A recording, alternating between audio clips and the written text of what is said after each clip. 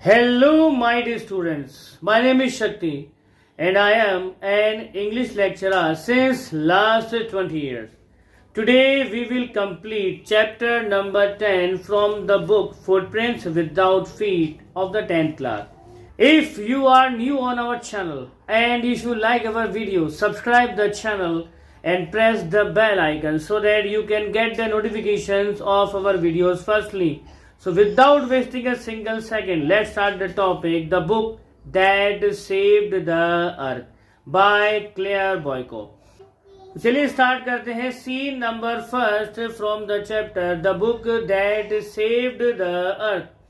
तो टाइम है the 25th century और place the museum of ancient history, department of the 20th century on the planet earth. Scene ये है कि पर्दा उठने से पहले जो स्पॉटलाइट है वो सीधा हिस्टोरियन के ऊपर आकर के गिरती है और वो जो है एक टेबल के ऊपर बैठा हुआ है राइट साइड थोड़ा नीचे, और सामने जो है एक मूवी प्रोजेक्टर है और वहां पर एक साइन बोर्ड लगा हुआ है जिसके ऊपर लिखा हुआ है museum of ancient history, department of the 20th century. तो जो हिस्टोरियन है वो सारी ऑडियंस के सामने जो है सर झुका करके बड़े अदब से खड़ी होती है. तो हिस्टोरियन कहती है गुड आफ्टरनून और आप सभी का स्वागत है हमारे म्यूजियम ऑफ एंशिएंट हिस्ट्री में एंड हमारे डिपार्टमेंट में. तो आप सभी लोगों के मन में इस चीज को लेकर के बड़ी जिज्ञासा होगी, आप सभी लोगों के मन में इस चीज को लेकर के बड़ी ही उत्सुकता होगी, कौतूहल होगा कि जो 20वीं शताब्दी रही है वो किस तरह की रही है. तो आप सभी लोगों के मन में 20वीं शताब्दी को लेकर के बहुत सारी जिज्ञासाएं होंगी, बहुत सारी उत्सुकताएं होंगी. तो 20वीं शताब्दी को, एक क्वेश्चन का आंसर यहाँ पर है, ध्यान से सुनिएगा. 20वीं शताब्दी को अक्सर एरा ऑफ द बुक भी कहा जाता है. उन दिनों में हर चीज के ऊपर किताबें लिखी जाती थी. तो 20वीं शताब्दी को जो है किताबों का एरा भी कहा जाता है और उस समय लगभग हर चीज के ऊपर किताबें लिखी गई थी. चाहे आप एंटीटर्स की बात करो, जूलूस की बात करो. बुक लोगों को सिखाती थी how to and when to and where to and why to. तो उन बुक्स को बड़े तरीके से सजाया गया था और पंक्चुएट किया गया था, एजुकेट किया गया था और डेकोरेट भी बड़े शानदार तरीके से किया गया था. लेकिन एक बहुत ही इंटरेस्टिंग और स्ट्रेंज चीज जो शायद आप लोगों को पता ना हो वो ये है, क्या आप लोग इस चीज की कल्पना कर सकते हैं कि एक किताब जो है, और वो बच्चों की किताब मदर गूस नर्सरी राइम, क्या धरती को किसी मार्शियन हमले से बचा सकती है? और कभी मार्शियन हमला हुआ भी था? क्या आपने सुन रखा है? शायद आपने ना सुना हो. तो यह हिस्टोरियन कहती है कि 2040 में जो है मार्शियन इन्वेजन हुआ था. तो आज के बच्चों को ये सिखाया जाता है कि इस तरह का कोई हमला हुआ ही नहीं था. एक्चुअली ये बात सच भी है क्योंकि हमला शुरू होने से पहले ही एक सिंगल किताब ने इस हमले को रोक दिया था.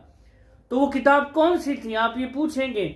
तो ये क्या कोई नोबल एनसाइक्लोपीडिया थी? As I have told you which one book actually stopped the Martian invasion, but the historian is giving some sort of examples about the book. What kind of book that should be that had stopped the Martian invasion?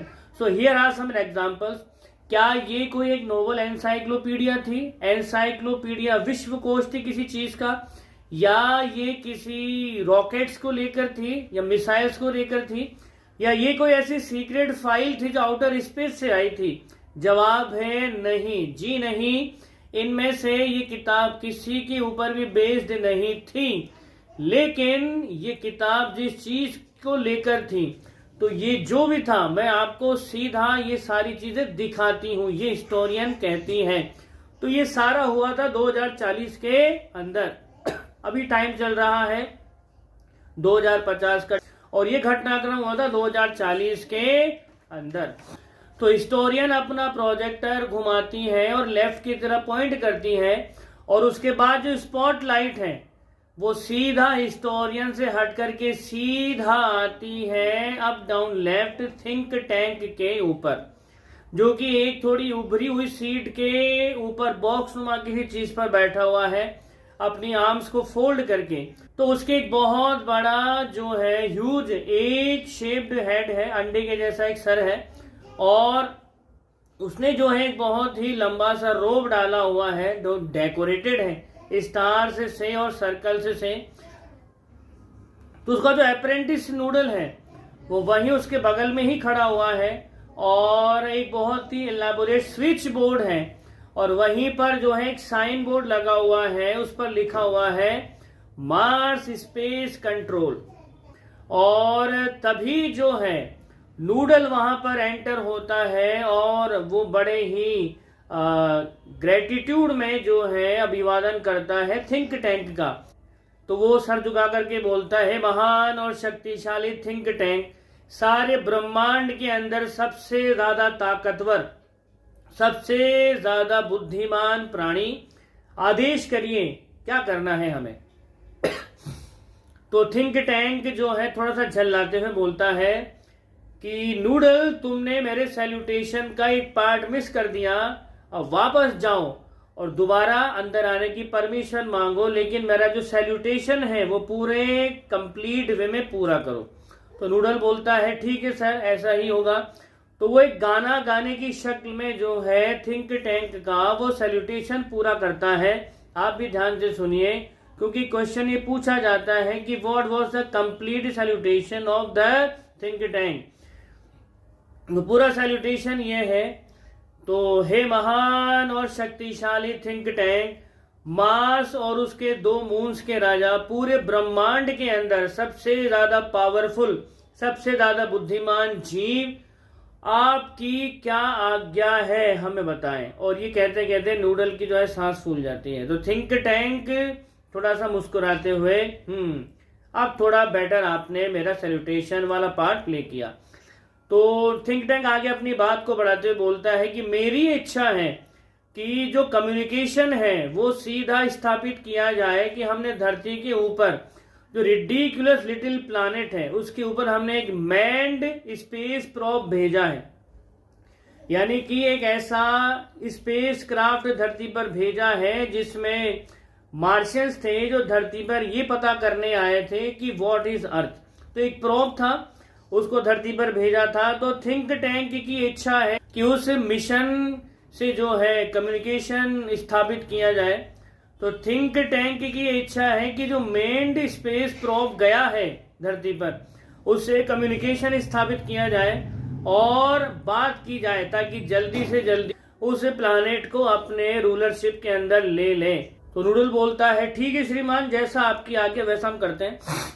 तो think tank अपनी बात को आगे बढ़ाते हुए कहता है कि तुमने देखा ये जो ग्रह है कितना इनसिग्निफिकेंट है, और लेकिन सबसे पहले जो बहुत इंपॉर्टेंट चीज है पहले वही कर लेते हैं।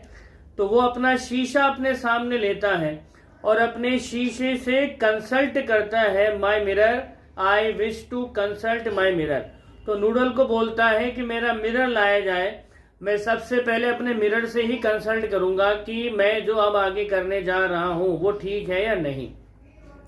तो नूडल बोलता है okay sir, it shall be done, और वो जो है थिंक टैंक को एक मिरर हैंड ओवर करता है। थिंक टैंक उस मिरर से पूछता है कि mirror mirror in my hand, who is the most fantastically intellectually gifted being in the land. तो ऑफ स्टेज से जो आवाज है थोड़ी देर के लिए पॉज हो जाती, फिर आवाज आती है यू सर। तो थिंक टैंक जो है तुरंत ही मिरर के एक चमाट लगाता है, थप्पड़ लगाता है, और अपनी बात को आगे बढ़ाते हुए बोलता है कि अगली बार जब मैं तुमसे कुछ पूछूं तो उसका जवाब थोड़ा जल्दी देना। तो इसके बाद थिंक टैंक जो है अपने आप को है एडमायर करने लगता है शीशे में देख करके, और शीशे में देख करके वो बोलता है आहा, क्या हम मार्शियंस हैंडसम रेस नहीं है, और हम कितने अट्रैक्टिव हैं उन अगली से दिखने वाले अर्थलिंग्स के कंपैरिजन में, जिनके तो सर ही बिल्कुल छोटे छोटे से हैं।